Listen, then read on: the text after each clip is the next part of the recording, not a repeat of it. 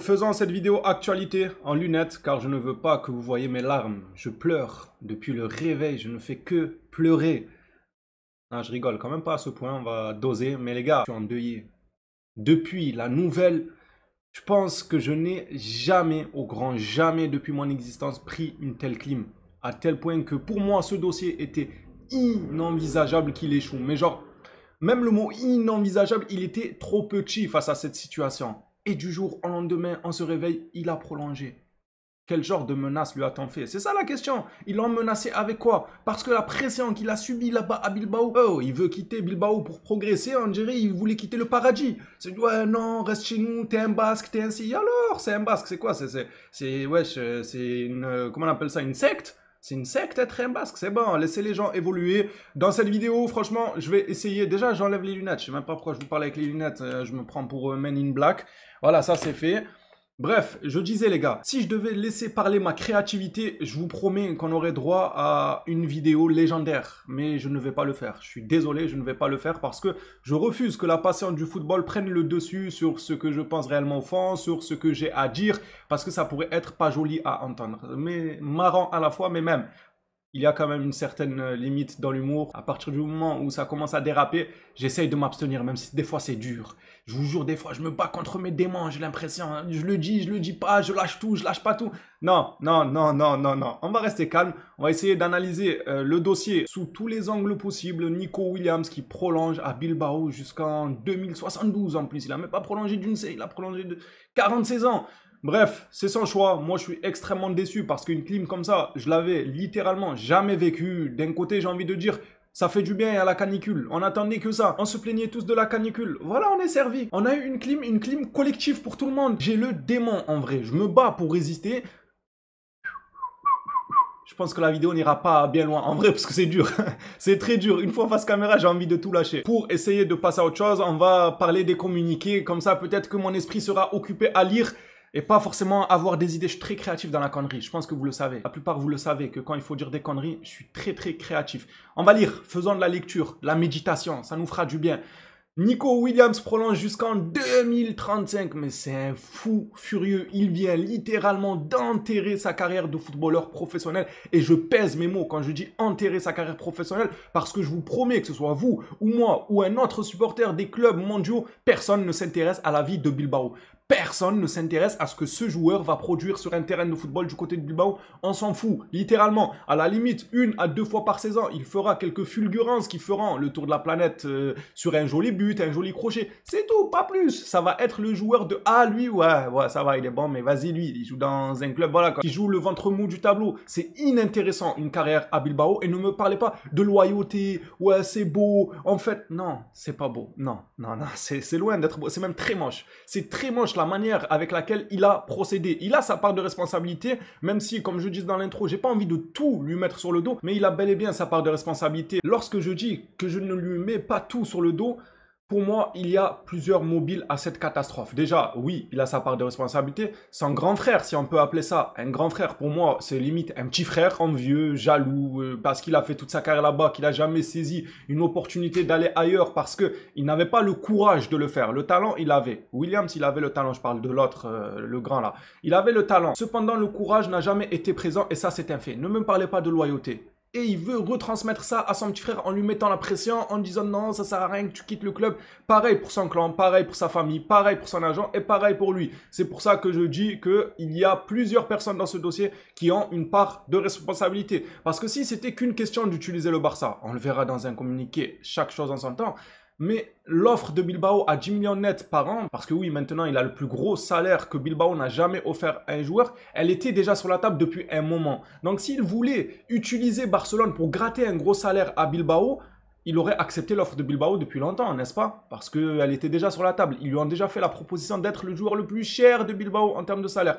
Il ne l'avait pas accepté, donc pour moi, cette théorie, elle est un peu caduque. Elle tient pas bien cette théorie, comme quoi il a utilisé Barcelone pour le nana. Il aurait pu utiliser le Bayern et pas le Barça, où c'est un club où il y a ses amis, c'est un club où il va rejoindre ses amis-là en sélection. Je pense pas qu'il aurait fait ça. Moi, je pense qu'il a juste succombé à la pression. Il vient littéralement de détruire sa carrière. Et oui, comme vous le voyez devant vos yeux, moi aussi, je me mets à taguer les images de Nico Williams. Voilà, j'ai fait un gribouillage, un dessin, comme le peintre. Maintenant, ça va être moi le peintre. Si à Bilbao, là, sa fresque, elle est encore gâchée, c'est moi qui aura voyagé là-bas pour détériorer sa fresque. Ah, je détériore son visage.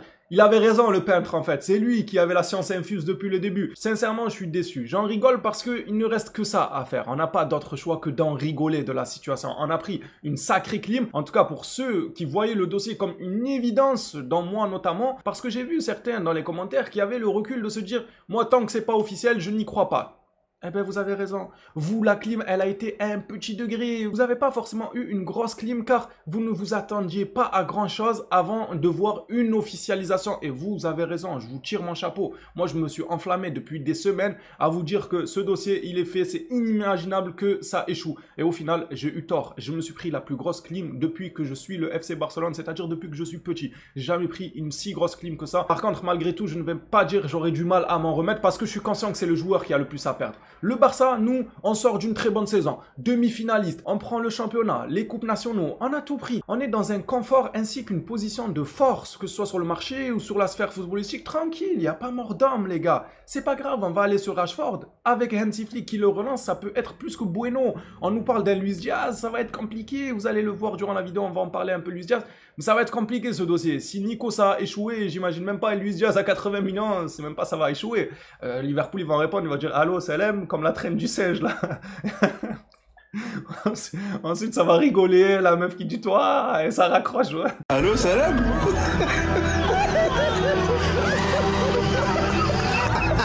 On va appeler Liverpool, c'est ce qui va se passer. Il y aura le Allo Salem de la part de Liverpool, ils vont nous raccrocher à la gueule. Non, mais c'est pas, je vais même pas y croire, moi. Je vous ferai passer les informations sur Luis Diaz, mais je vais faire de ceux qui attendront l'officialisation avant de s'enflammer. Par contre, pour Rashford, j'y crois. Non, j'ai même plus envie de croire pour aucun joueur.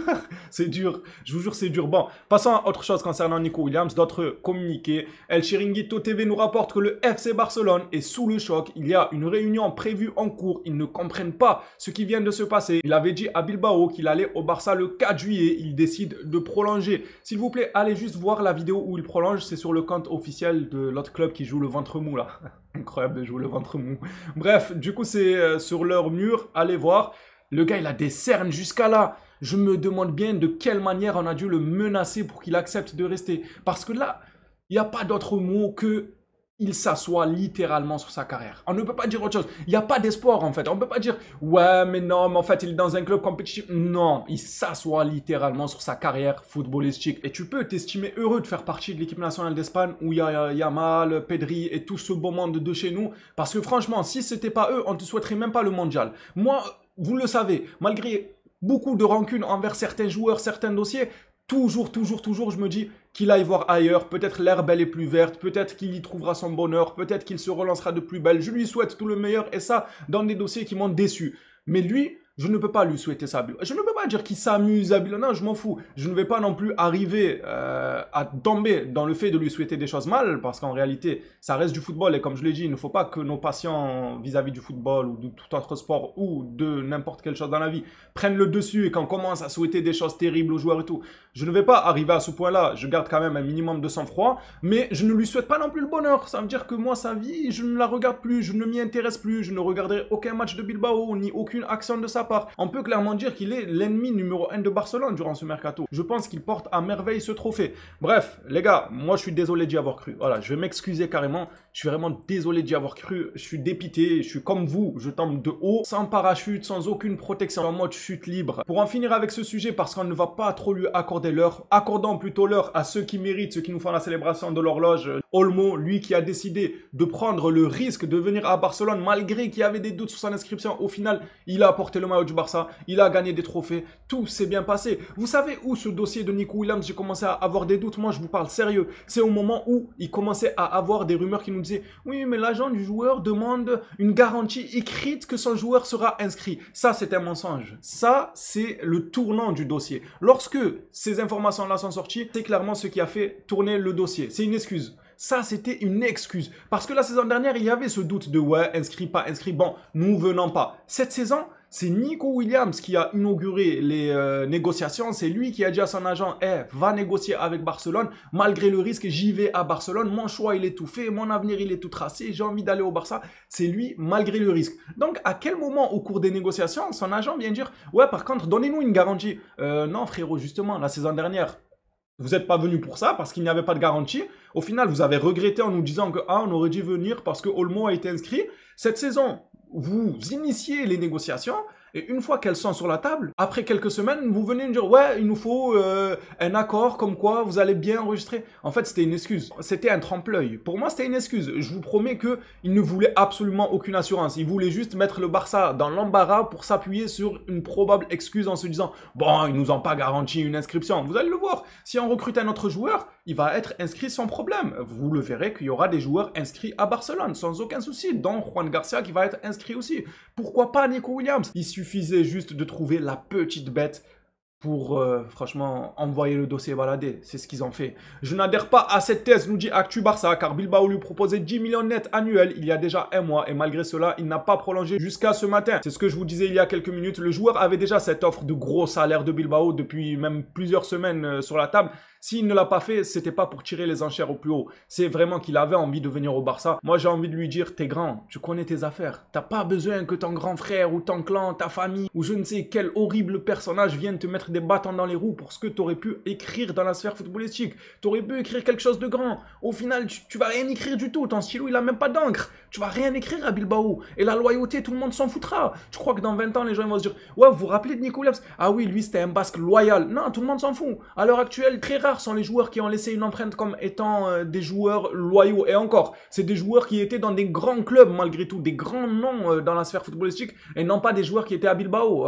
Ça va 2000, personne ne va retenir ta loyauté. Mis à part quelques supporters de Bilbao, franchement, avec tout ce qu'ils lui ont fait, tous les insultes et tout, je refuse de croire que c'est que sa décision à lui. Il a subi une pression monumentale, vraiment. Mais il a sa part de responsabilité parce qu'il est grand, il connaît ses affaires. Maintenant, tribunal pour Laporta. Monsieur Laporta, peut-être Big G aussi, vous méritez la prison. En cette chaleur-là, il vous faut une peine de prison et dans l'une des pires prisons qui ait pu exister, à son âme. Ouais, dans Prison Break, là. Il faut l'envoyer là-bas, à Laporta. Regardez, il sait se battre. Il nous montre déjà son niveau en boxe anglaise. Ça veut dire qu'il se débrouille un peu en bagarre. Envoyons-le à Assona avec Bellic, Lechiro et Sami. Il est prêt. Quand Sami Assona va lui jeter la patte de poulet, Laporta, il est prêt à combattre. Et j'espère bien pour lui. Parce que ce dossier-là, c'est clownesque. Pourquoi parler autant? Oh, faut ressortir la ref de Masta tous les 4 matins. Quand il vous dit, tu dis ça au moins une fois, c'est ok. Mais pourquoi répéter ça 20 fois? Laporta, tu dis qu'on est sur Nico Williams, c'est ok. Mais pourquoi répéter ça 20 fois?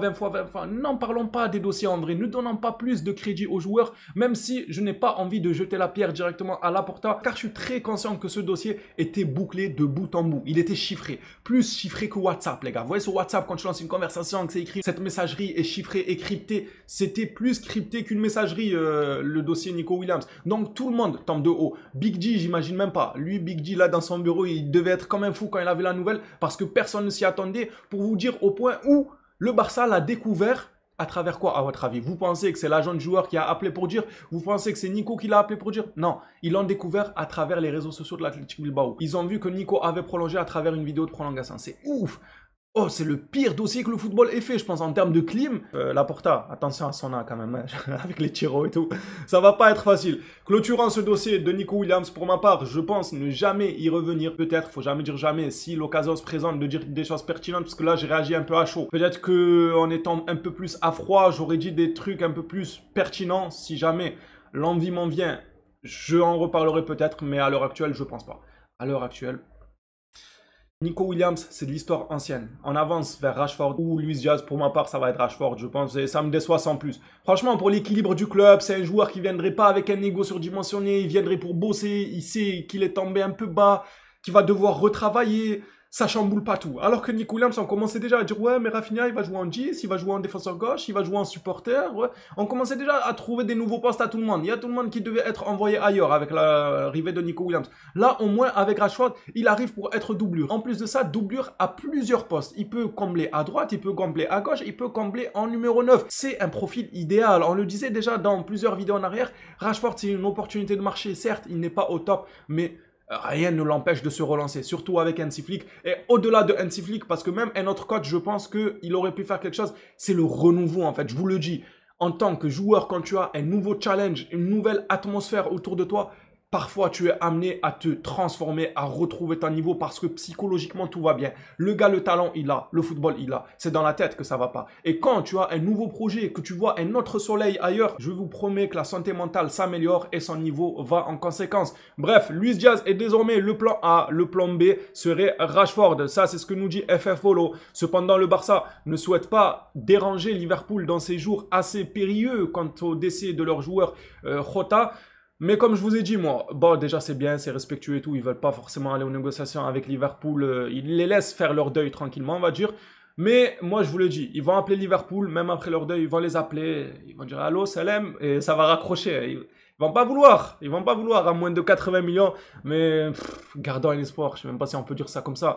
FF Polo nous dit que le Barça veut désormais Luis Diaz, mais préfère attendre quelques jours pour appeler Liverpool suite au décès de Diogo Jota, ce que je vous disais donc. Le Barça, par respect, attend tout comme Luis Diaz qui veut soi-disant quitter Liverpool. C'est bon, maintenant, annoncez-moi une officialisation, sinon je vous crois plus. Votre bluff là, ça va 2 minutes, ça ne marchera plus. Ça a marché une fois, ça ne marchera plus 2 fois. On va clôturer cette vidéo actualité par une information qui nous vient de Fabrizio Romano, qui confirme bel et bien l'intérêt de Barcelone envers Luis Diaz. Barcelone prévoit une nouvelle approche pour Luis Diaz dans les prochains jours, semaines. Après l'échec de Nico, Liverpool a déjà fermé les portes du Barça et du Bayern ces dernières semaines. Pas facile, Liverpool ne veut pas entendre parler d'un départ, à moins que Diaz fasse un pressing pour leur faire comprendre qu'il ne sera pas heureux la saison prochaine s'il reste à Liverpool. Peut-être qu'il serait compréhensif. Franchement, affaire à suivre, mais moi j'en ai marre. J'ai pris un coup de massue là sur le moral. Vous savez pourquoi c'est dingue et ça me déçoit? Parce que au tout départ, lorsqu'on avait Rashford, Luis Diaz, Nico Williams, moi ma priorité allait vers Luis Diaz et vous retrouverez les traces très certainement.